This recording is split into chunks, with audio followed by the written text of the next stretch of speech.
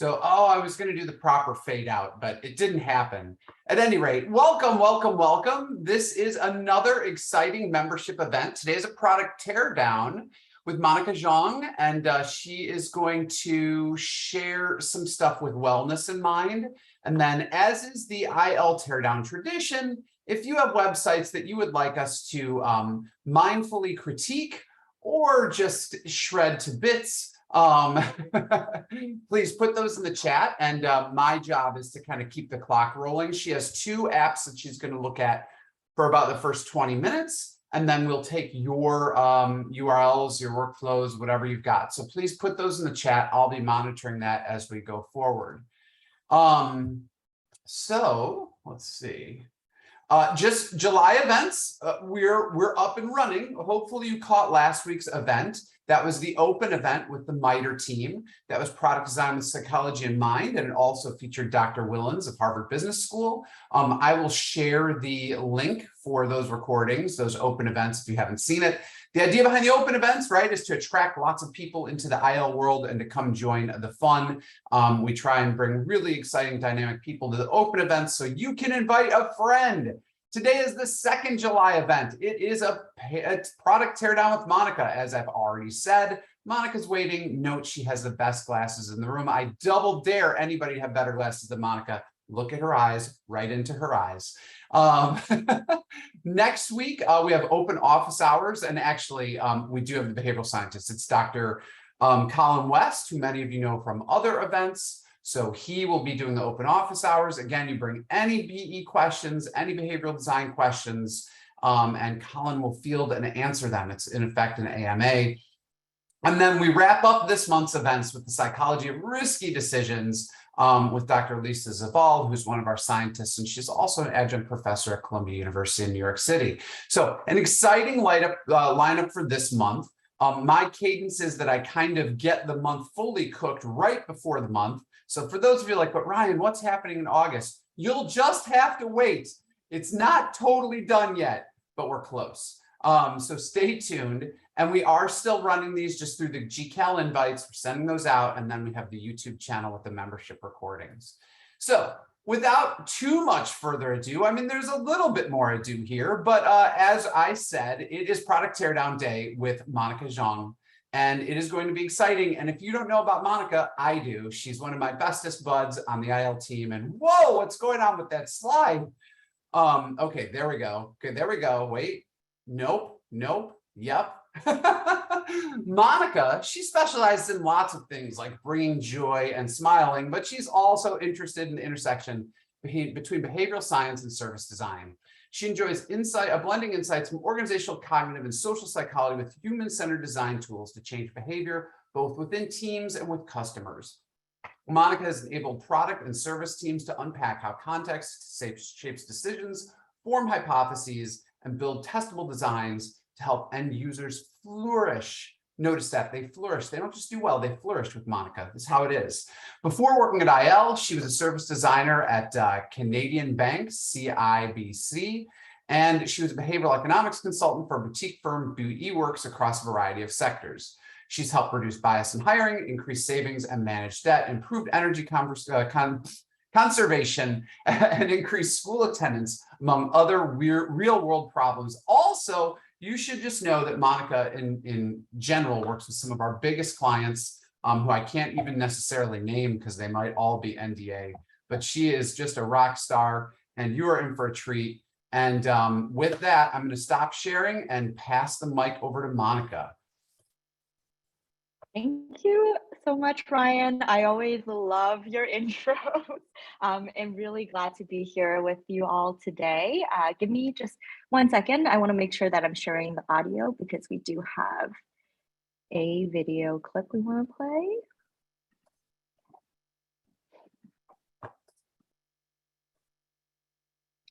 Yeah, I'm going to go on mute now so that I don't interrupt you at the moment.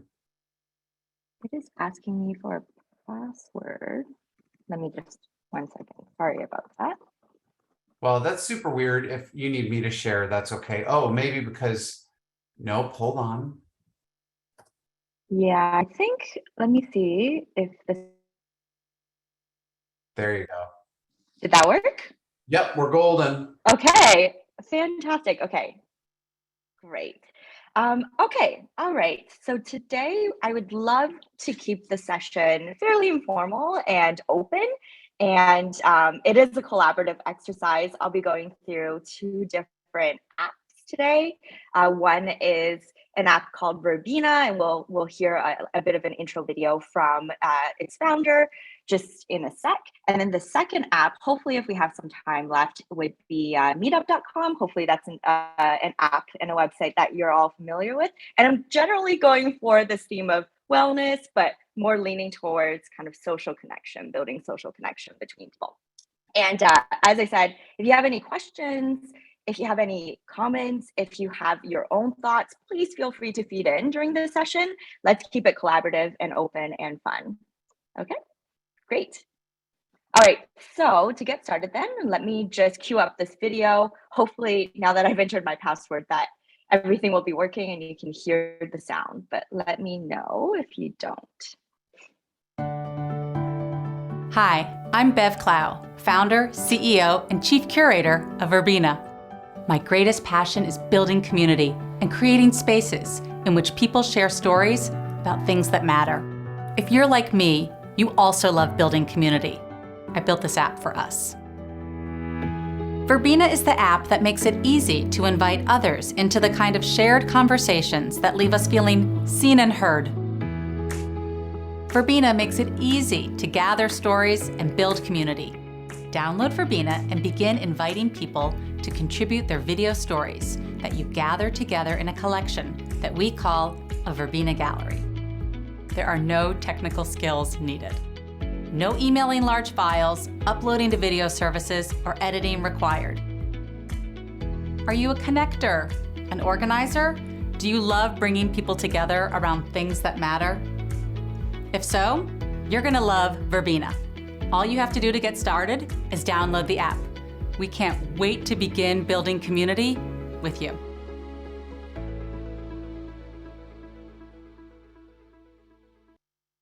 All right. Okay, so that was a little video introduction to Verbena. And normally when we do this, we typically have someone in the room kind of give us a 60-second overview of what the product and a website is all about. But in today's case, we're sharing this video with you. And I'm going to go through, and I put together some slides, and then we can start to look at Verbena through a behavioral lens and kind of tease apart what psychologies are at play with the question of how do we go about improving this product, and this product that has the ultimate aim of driving connection and healing. And if you, oh, whoops, let me just. Hi, I'm Bev Clow. It's playing again. There you go. Okay. So if you have any comments also, and you don't want to speak up, please feel free to input in chat. And Brian, I'll let you kind of monitor the chat since I don't have enough space on my screen right now to keep attention. Okay. I'm all over chat monitoring, Monica. Call me your chat Amazing. monitor. Amazing. Thank you so much. All right. Okay, so let's get started. And one of the very first things that you notice with Verbena is they did a really good job outlining some of the kind of longer term outcomes and benefits of using the app, right? Things like connection, healing, these things are all great, but they're not necessarily things that create a concrete mental model in our head of what this product is for. And in fact, after watching the video, until I kind of went through the product itself, it was really difficult to actually get a sense of what it is. Another thing I would just call out really quickly, I think I mentioned this a little bit later on as well, but this idea of a video gallery is nice, but the word gallery screams an entirely different mental model, right? It tells us that it's more about static images instead of videos, and really requires people to, and when you just use the term gallery for the first time for new users, they may not actually know what it is that you're referring to. Okay, so let's dive in and look at in a little bit more detail on this screen. So it says, hello, welcome to Verbena, the video sharing app. So great that they're calling out video sharing for healing and connection. right? So this is where I would, in order to improve something like this, definitely aim to make the benefits a little bit more concrete. This is when I see healing and connection. And this is something that I've been doing a bit of research into this year in particular around this concept of social connection. And one of the fundamental insights from all of the research is that people don't actually want to connect when they're in kind of this choosing mentality. So if you're thinking about like me going around choosing things that I want to do in the future, connection is not necessarily one of them. And in fact, when we think about connection before we've actually connected with someone, oftentimes there's a lot of anxiety, right? A lot of negative perceptions, expectations about what might happen. And people, despite being super optimistic in a number of different areas, we all think that we're going to win the lottery, right? But when it comes to social connection on the reverse side, people tend to be pretty pessimistic. And so when we're calling out these longer term beneficial outcomes, right now, in a moment before people have gone in and endeavored to connect with someone else, it's hard for them to really concretize what that means. So definitely would make it a little bit more concrete. Same with the call to action button, right? So let's start fairly abstract. I don't know what I'm starting. And especially when I don't have a clear mental model of what the product is about, it's difficult for that to motivate me to do this now, do this today. I'm more likely to say, maybe tomorrow, maybe once I understand what this actually is. So there are many different ways of making this more concrete. You can either focus on a specific use case of this. In this case, Verbena has been used to collect kind of supporter videos for people going through a difficult time. And so that could be a really great use case to say contribute a video to your loved one or start collecting videos at a more general level. Even that is a lot more concrete and specific than let's start. Hey, Monica, we had a quick question from Sharon in the Great. chat. Sharon, can you jump in and just ask? Sure. I'm kind of curious about this social connection that are being anxiety provoking kind of upfront, because that seems so different than what we're sold. So I'm really fascinated, but it's resonating with me. So I just would love if you could elaborate a little bit more on that. Yeah, for sure. So there's actually some really interesting studies around this. One specifically looked at commuters on their morning commute and whether they were willing to interact with a stranger. And what they found was that before the interaction, people expected the experience to be really negative, right? And then when they were asked to imagine having had an interaction with a stranger, they expected the experience to be pretty positive, right? So that's once you imagine after you've actually had that interaction with a stranger. But the most important finding is when they actually randomly assign people to have interactions with strangers, so this is actual reality, they did go through and have the interaction, the experience was even more positive than they expected.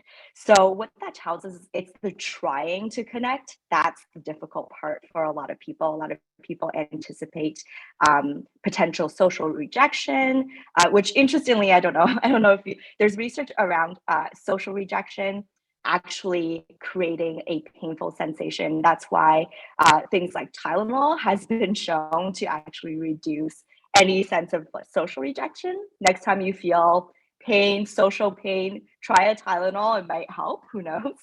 But yeah, so we have a lot of these, we see a lot of risks and we have a lot of negative expectations around trying to connect with someone. Fantastic. Thank you. That's fascinating.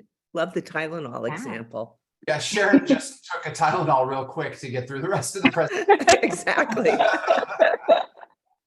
Yeah, I thought that was a really interesting. I've never tried myself, but maybe next time. Okay, all right. So let's keep going. And Ryan, as always, let me know, or anyone else, feel free to jump in with your own thoughts as well. Okay, so this is the welcome screen of Verbena. And generally we're looking at this and there's this box up top and it's giving me this description of what it is. Right now that you're here, check out the sample galleries. if you received an invitation, join a gallery. So it's trying to kind of parse people into different directions depending on why they're here. And it's great and it's instructive, but what's better than that, what could be better than that, is to demonstrate instead of telling people, right?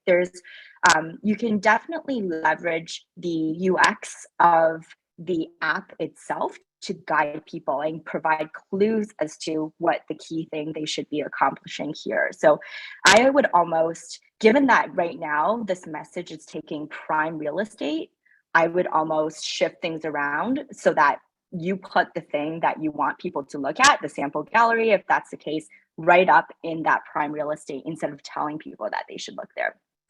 And just trust the users and their attention will be naturally kind of drawn to that space.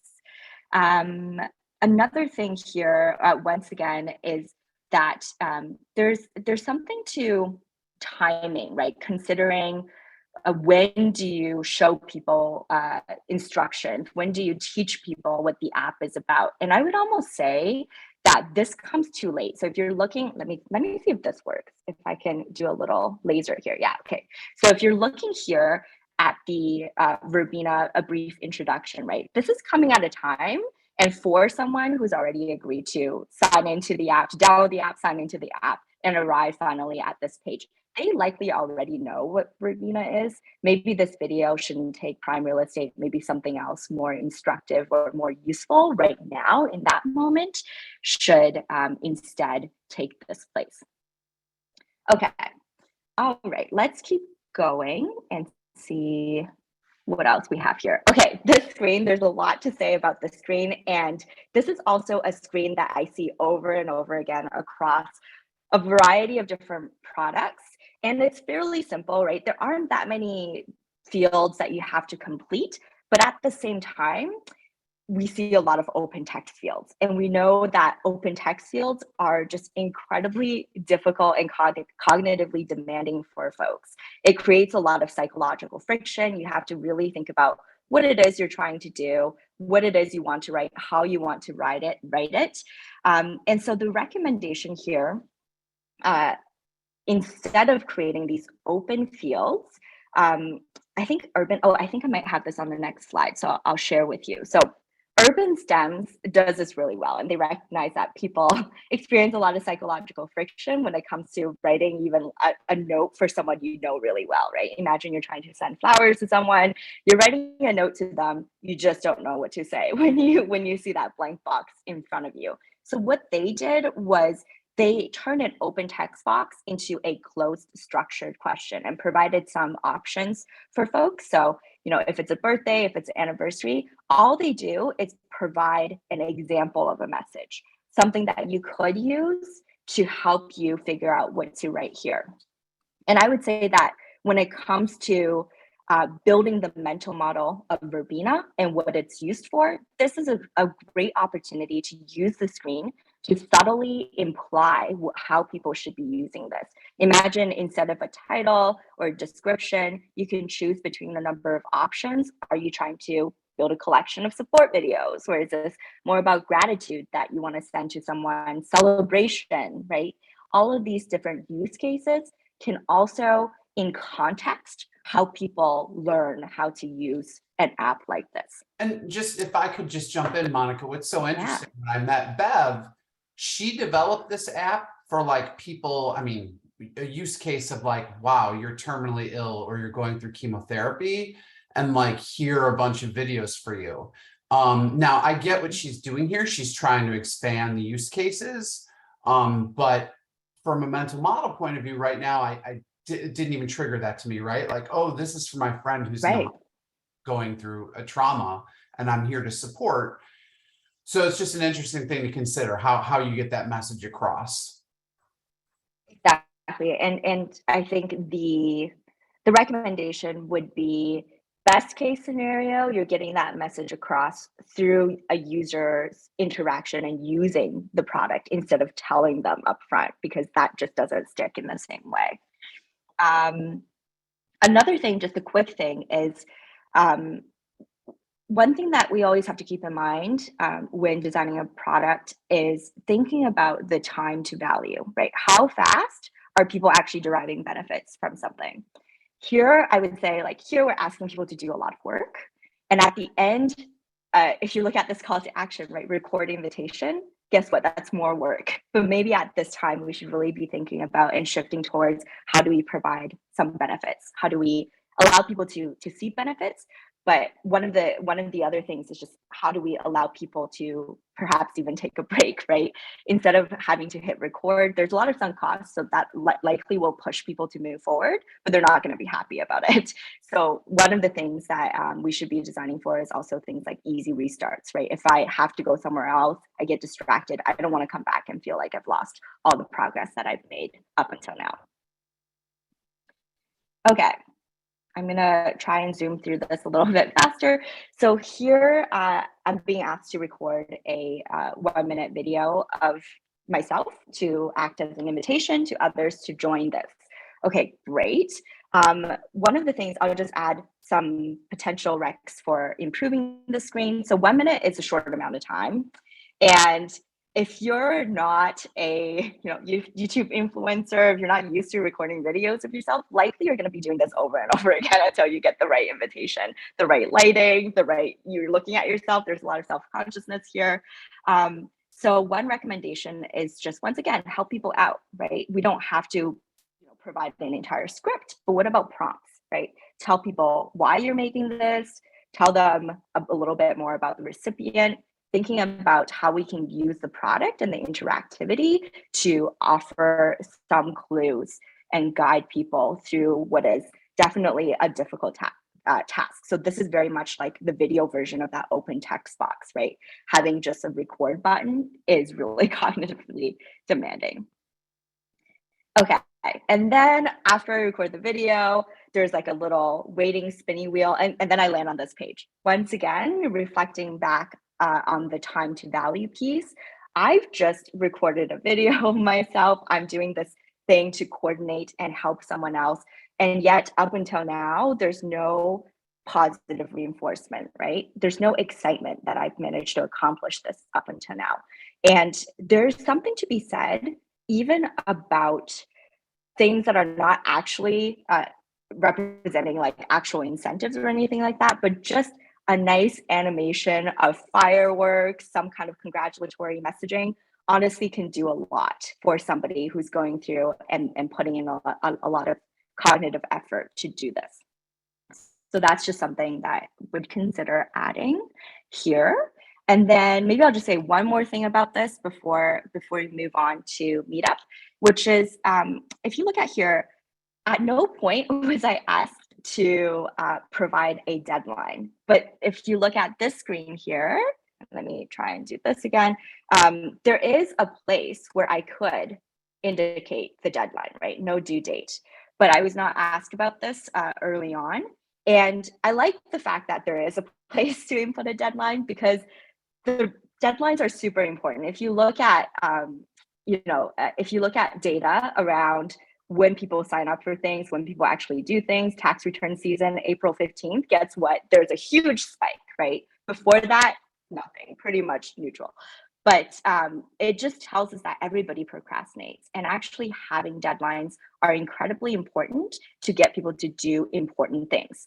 Interestingly enough, we tend to procrastinate more on things that we deem to be important. If I really want to get this right, if I really want to make sure that I'm making a good video for my friend and loved one, then I may just want to keep pushing it till tomorrow until there's no more and until I have to do this. So setting a deadline is very important in this case.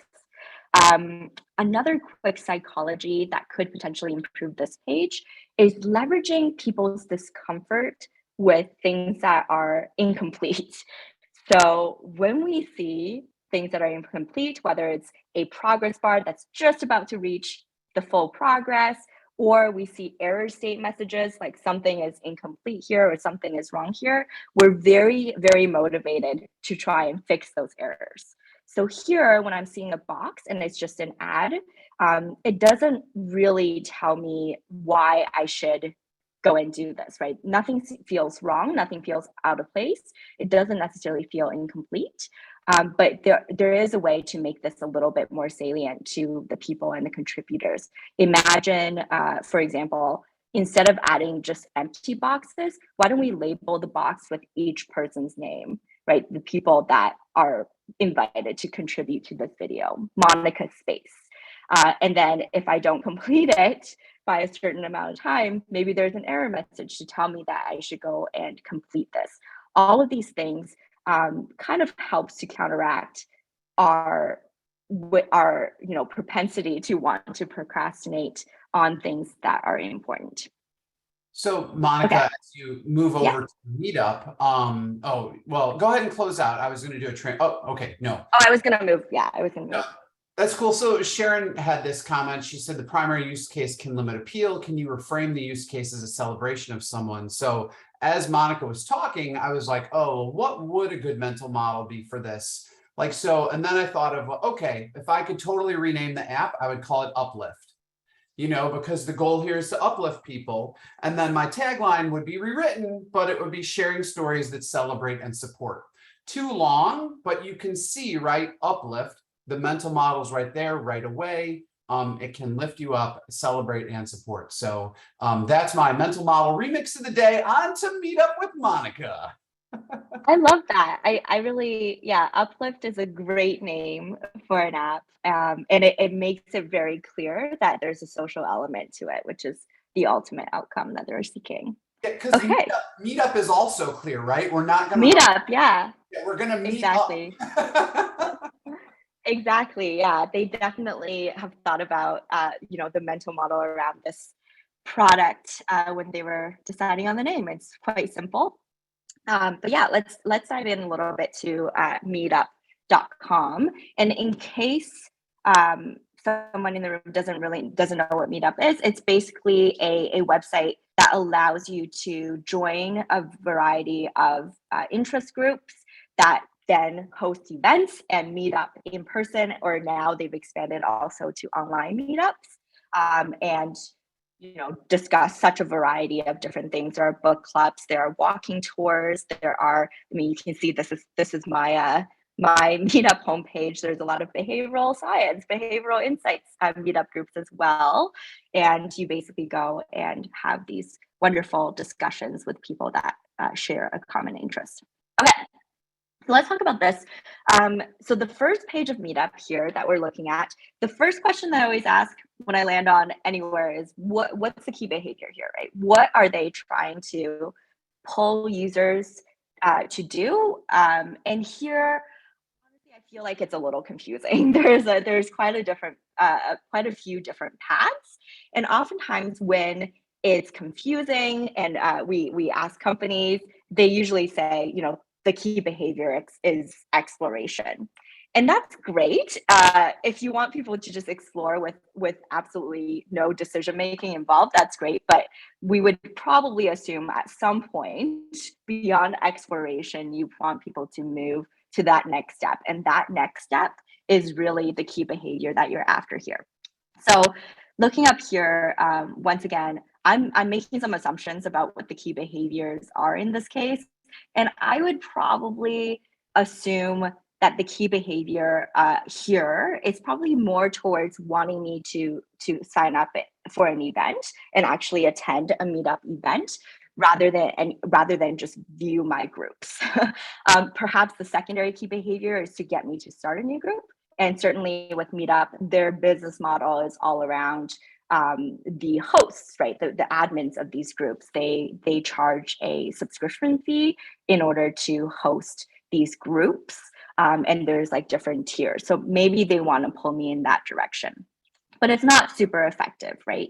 If you look at right now, I have the option to look at my groups, but it's not, I didn't screenshot this, but you have to like scroll all the way to the right before you're even prompted to add or discover new groups. So if that's the key behavior that they're going for and wanting me to go and discover new groups, it's not happening right off the bat. And once again, just the fact that this spot that this your groups section is in right now, is just such prime real estate. This is where the eye is drawn to. There are visuals here. So immediately you're going to be spending a lot of time here, but it's not really working to actually get you to do any of the potential behaviors that you can do on this page. I want to talk a little bit more about the start a new group banner here. And I don't know if there's variable treatment. I think that could be more helpful. Otherwise, if you have the same banner here every single time and it's not relevant to me at all, it's very common for people to display selective attention and completely ignore it to the point where you completely habituate and you never look there again unless this thing changes, right? So start a new group. This is probably what they're trying to pull people into. One way to consider making this a little bit better, start a new group. Yes, it describes what it's trying to do, organize your own events, great, but it doesn't really motivate me to click on that button. And one way to do this, once again, thinking back to the fact that we need to provide clues to people on what they can do, what they might be interested in, right? And we know a lot. Meetup knows a lot about their users. They know what their users' interests are. They know what the users might be interested in creating a group about. So why not include that here, right? Imagine if this said, start a new group for behavioral science, or start a new behavioral design group. I would be much more enticed to want to click on that button, and maybe they even, stir curiosity and add something along the lines of find out what other groups might be interesting for you to start. Something along those lines would definitely entice me a little bit more to want to click that button. And by the way, sometimes when we make recommendations like this, we hear from businesses, oh, what if we say the wrong thing, right? What if we think that people have an interest in bird watching, but in reality, they hate birds, right? So the thing that we'll say here is that you should absolutely use the data that you have on your customers, on your users. But if you get it wrong, we can leverage the tendency for people to really want to fix things as a means of getting them to click on that button and exploring a little bit more what they actually want to do, what group they actually want to create. That's why, it's always easier to pre-fill a form and ask people to review it than to ask them to fill it out in the first place. Okay, I'll just do a couple more screens and then I'll open it up to the rest. I'm gonna skip this one. I think the main thing here I would say is that there's a lot of opportunities to improve here, right? Currently, the groups are just organized alphabetically. I think once again, they're clearly not taking advantage of the information that they already have on their users to make this a little bit more relevant. And the thing is, order matters a lot. This is a lengthy list. I'm going to be much more influenced by the first thing on the list than the last thing on the list. And so would think a little bit more about how we're ordering that information. Okay, I might just do this one page to close off on Meetup. So here we're looking at, this is kind of the main event, right? We're looking at all of the potential events that I could go. And the assumption here is that they probably, hopefully, maybe have done some research and decided to display this in order of the most recent to later on events, which I guess is probably an intuitive way of displaying the events. And yet, when I'm looking at this, right, there's no visual variation between the things that are urgent, the things that are happening very soon, and the things that are happening perhaps a little bit later. And the recommendation here would be, how do we make it a little bit more salient to people that this event is happening soon and you may miss out, right? How do we leverage this idea of scarcity? As I said before, people will look for reasons to avoid having to interact with strangers a lot of times. So it's a hard sell to make already. It's great that the entire platform is built on this concept of similarity. We know that we're much more likely to trust and like and want to connect with people that we perceive to be similar to us. And you can see that sprinkled throughout the app, which is beautiful. But at the same time, when the event is sitting right in front of me, this is also when it becomes most real. So how do we make it feel a little bit more urgent and a little bit more scarce to get people to want to sign up and actually attend the event? Any questions on this before I move on? No, I think Cheryl, you had a great comment. You want to ask that comment, and then Monica, we have 3 sites that are in the queue in 20 minutes, so I think we can definitely get to 2. Yeah, great. Yeah, so Cheryl, you want to drop your comment? Yeah, sure. I was just saying that I've been using Meetup for several years, and I'm an organizer, and I pay the fees, and I own one group, and I'm an organizer of 2 other groups, and people are constantly telling me it was so hard to find this group, and it keeps asking me to create other groups. And even me as an organizer, it keeps asking me to create other groups. And so it doesn't really serve its purpose of connecting people. And it's kind of disgusting. And people who are using Meetup are using it because they don't want to use Facebook and things like that. And so I think that this is really a negative for Meetup to get be so obvious that they're not really connecting people, and then they're trying to make money from the organizers. So they definitely need to work on this. Yeah, that's a great point. I don't have the view to the organizer side, but would have loved to see how their pricing model works, because when you click on kind of start your own group, it's really not unclear what exactly you're paying for. And that, yeah, I'm sure, Cheryl, a lot of the back end stuff, and clearly it's not providing a whole lot of value to you right now. Yeah, so Cheryl's good. She always keeps it real. She brings the insights. So thank you, Cheryl. That was awesome. And a great punctuation point, right? There's always room for improvement on our sites and other sites. So with that, Monica, I think you want to click on the links there. Gabor is first up. Can you tell us, Gabor, can you come on mic and set us up? You have 60 seconds. Your website is, drum roll. Yes, hi everyone. My website is what I think is a landing page for a startup. I'm working on. The app itself is a priority planner, because most of the productivity tools we use these days mainly focus on work, and that actually drives us to fall out of balance and doesn't help us prioritize whatever else is in our life. So this app is basically trying to solve this problem and shines light on the other areas of life and helps you to prioritize those things as well. And Gabor, I'm sorry, I don't have any manners apparently, but where are you talking to us from?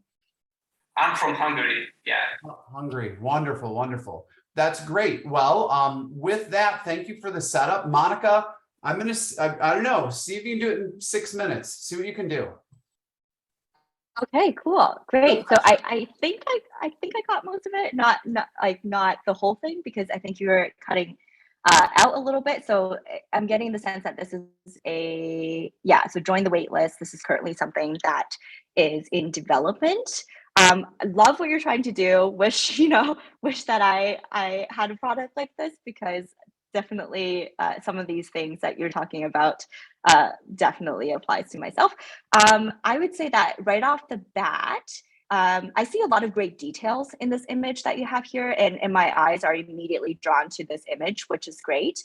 But there's a lot going on, right? There's a lot of information, and I'm not sure that people are able to, in a short period of time, and get and obviously recognizing the fact that people really only spend seconds on a website. No one is actually going through and reading line by line. It's difficult to get exactly what you're looking for here. I wonder if there's a way to dynamically disclose this and do a little bit of progressive disclosure rather than just showing people everything all at once.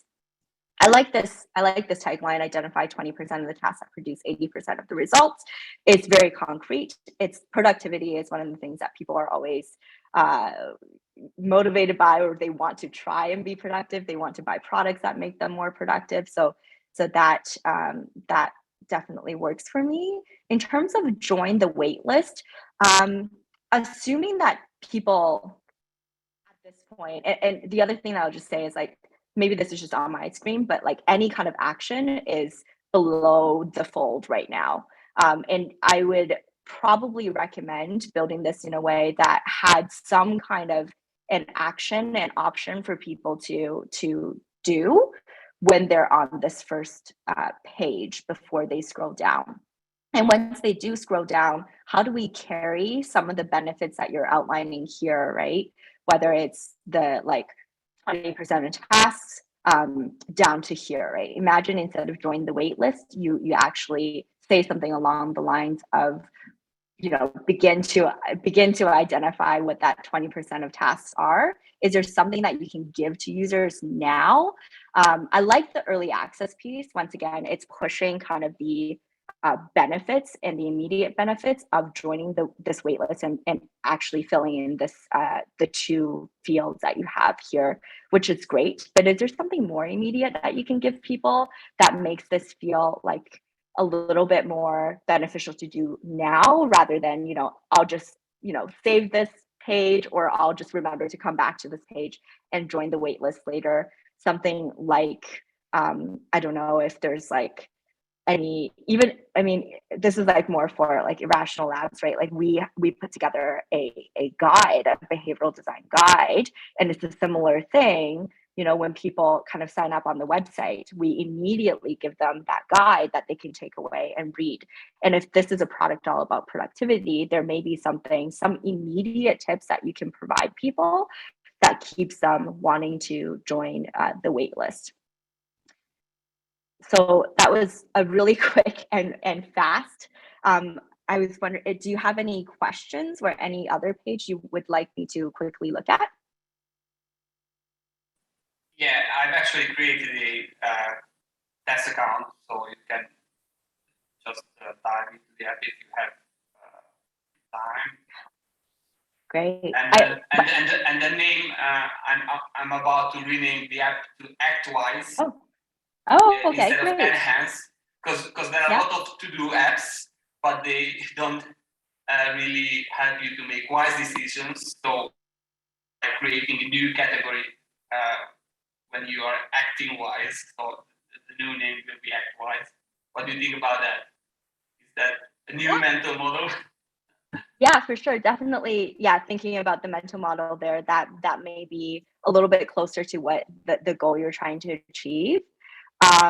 One thing that I just noticed, by the way, like I see the connection, right, to calling out that it's a planner for highly effective people, but I would think a little bit more about, like, if somebody don't see themselves as that right now, it starts to exclude certain identities, right? Certain, and people are here to try and improve on their productivity. So maybe they don't see themselves here yet, but maybe you frame it more as like to become highly effective, something along those lines. I was going to say too, just from copyright points of view, like you might not want to be, because you're looking at the Covey book and everything, but you might steer clear of that just in case.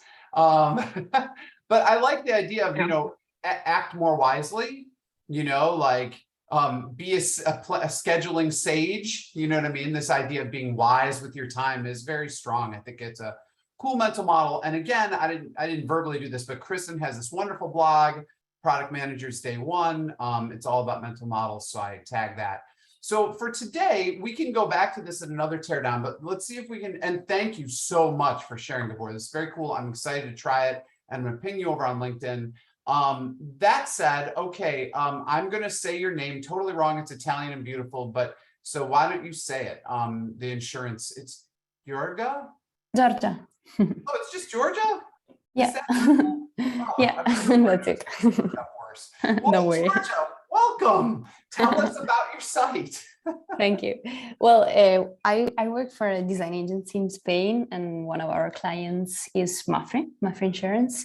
So I was really interested in like knowing what type of like strategies from a behavioral point of view could we use when thinking about like purchasing an insurance, since like purchasing an insurance seems like something that doesn't give you like an immediate reward. Is it something that you will have in the future? future. So since we tend to like consider like immediate rewards like something that we prefer rather than things in the future that we can achieve, what kind of like, I don't know, cognitive biases or strategies could we use to push users to a key behavior that is, in this case, purchase an insurance?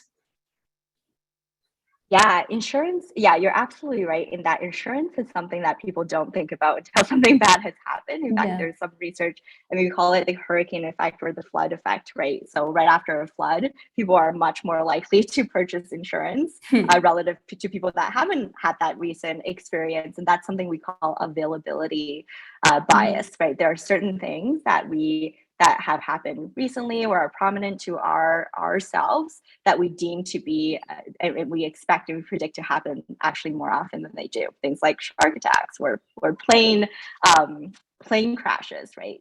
These are really light bulb kind of events that stand out to us. With insurance, obviously that's not always the case, but when it is the case, there's a timing aspect to it. People are much more likely to want to purchase insurance then. And it's not just to themselves, right? It's also people that they know that have experienced certain things. That's also a powerful lever to get people to actually think about long terms. And I talked about earlier how people experience this profound kind of social pessimism. But when it comes to insurance and thinking, a tree is never going to fall on my car, people are overly optimistic and they experience that optimism bias in the other direction. So there are definitely, and this is an area where like we have to be a little careful, because what we don't want to do, like ideally what we want to do is, if the reality is here and people's optimism bias makes them think that they are unbreakable and they're miscalculating the risk, then we want to bring them back to here. We don't want them to perceive more risk than there is either. We don't want to completely move the bias in the other direction. But I would say that some things that may be helpful here, again, speaking about this idea of, well, it's actually two principles really working together. One is more around the messenger effect, which is the idea that where the information comes from matters to us. So if it's an insurance company telling me, that I should get insurance, I'm not going to trust it as much as if it was coming from my friend or somebody that I perceive to be similar to myself or to be in a similar situation as myself. And the second principle at play is something called, originally it was called the identifiable victim effect, which is the idea that we're much more likely to listen and to engage with messages that about one individual relative to a statistic. So imagine, when it comes to charitable donations, highlighting one person's experience works a lot better than saying across the board, X percentage of children are experiencing hunger, right? So here, I would say that right now, looking at this home screen, I'm sure there's like a lot more screens to hear, right? There's not really a lot of examples of specific people and their experiences that really helps not only to make the message and make the insurance product feel more credible and useful, but it's an opportunity to create the mental model and to help people understand what the concrete benefits are, right? Getting insurance feels so vague. I don't really even know, even in the long term, what the benefits might be if I were to actually sign up and something bad does happen in the future. I'll pause here and see if you have any additional questions here. Monica, actually, I'm going to bounce in. You might want to go over to, I'm going to put it Dan's, the insurance company Dan helped with, Lemonade, and see how they tackle their homepage in comparison. Because boy, it gets right to the testimonials. I put the URL in the chat if you wanted to just do a compare and contrast. Yeah, in fact, yeah, I would definitely check that.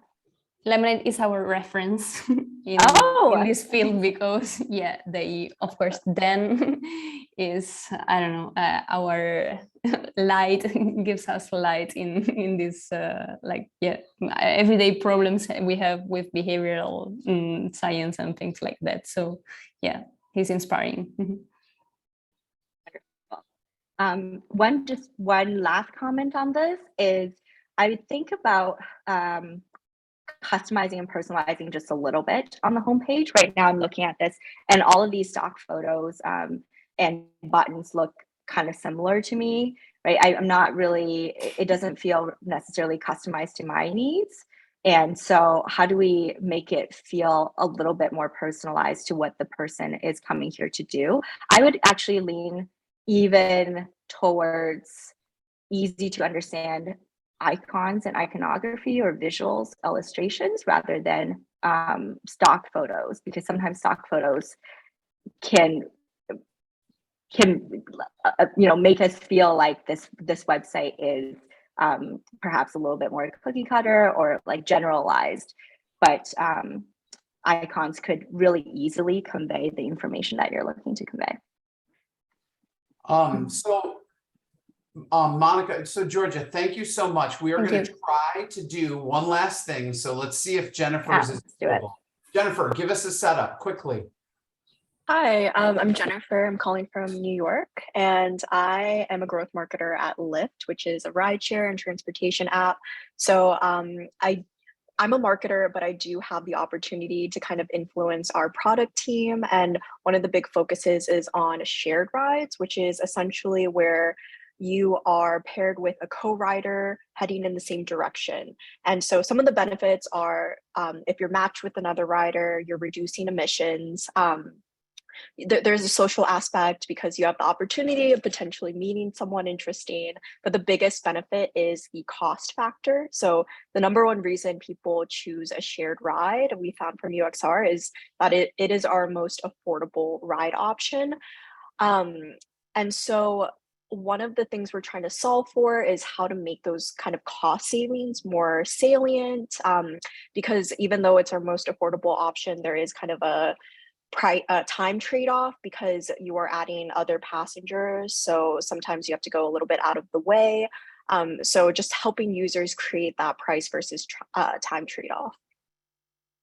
Yeah, this is great. I won't have time to really dive deep into some of these specific screens, but for there, it's great to have the details in front of me.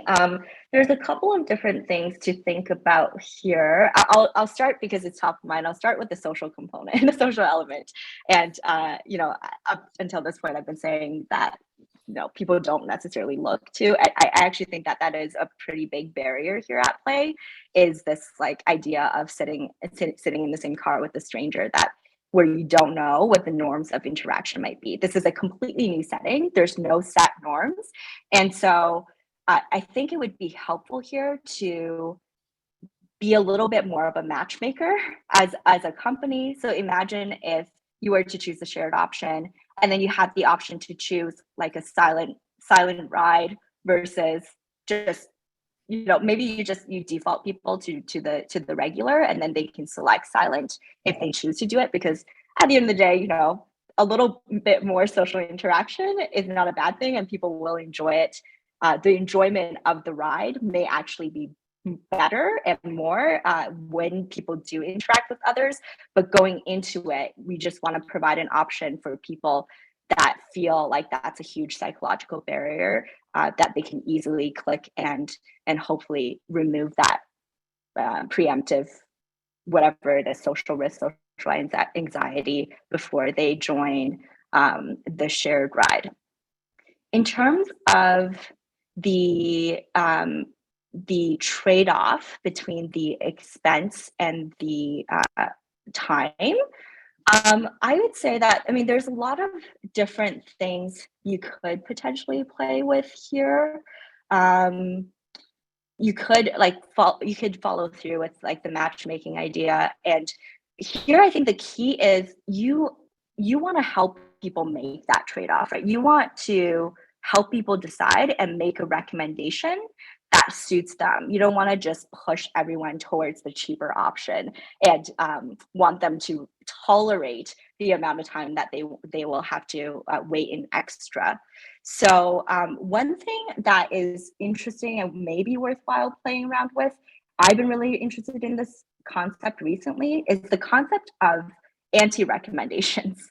The idea that when we actually go against our own interest and make a little bit, imagine like you're going to a restaurant, right? And the waiter comes by and and you're looking at the menu, there's like really expensive lobster, like relatively speaking, much cheaper chicken. The waiter says, actually, I know you're looking at the lobster, but don't order it. It's not fresh. The chicken is much better, in my opinion. Going against your own interest builds a lot of trust and more likelihood for people to actually want to follow the advice and the recommendations you're making. So I would say play around with this idea of anti-recommendations. I think this has been a thing for dating apps where they show that if you actually show people, here are the people that match with you, here are the people that didn't match with you that you should not go for. People are more likely to want to engage with those that they've matched with. So I would say in situations where the shared option is not good for someone, if you know that, tell them that that's not good then and there.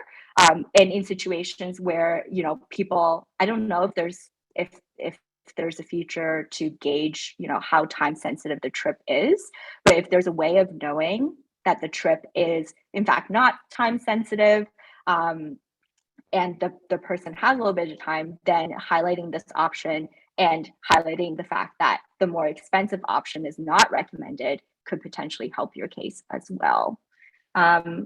We're just right at time, but yeah, Jennifer, let me know if you have any other questions or thoughts to add. No, but thank you so much. That was helpful. Yeah, great. Jen, I do need to tell you, when last I saw Monica, face to face, we were in a lift with We were 4 people total, and she was very friendly. We rated her high, and she told us that she would rate us high as well. So we are Lyft riders. That's all I'm saying. I love that. On our way to the San Francisco airport. So there you have it. Well, ladies and gentlemen, yeah, Sharon loves the anti-recommendation. Say it in your voice, Sharon, because I always hear your voice. Say what I'm a Jersey girl, so it sticks with you. I love the anti-recommendation. It's the classic forget about it. Forget about it. The truth is always here. Yeah, you should add a forget about it button to Lyft. That's a great idea. Oh my gosh. All right. Well, listen, everybody, thank you so much for joining us for this membership event. And most importantly, big round of applause for Monica. So we can get our virtual emojis going. Always love everything Monica does. Love hanging out with you, Monica, virtually or face-to-face, and learning. So hopefully that was uplifting for everybody. When we meet up next time, potentially, because we plan to enhance our daily schedule with oh wait, I'm blanking. I almost did it. What was after the enhance? The what? Insurance. That's right. Oh my gosh. Thank you. With car insurance when we take our Lyft to meet up again. Ladies and gentlemen, that was pathetic, but Amazing. I tried. Have a great rest of the day, and we will see you soon. Thank you all. Thanks, everyone.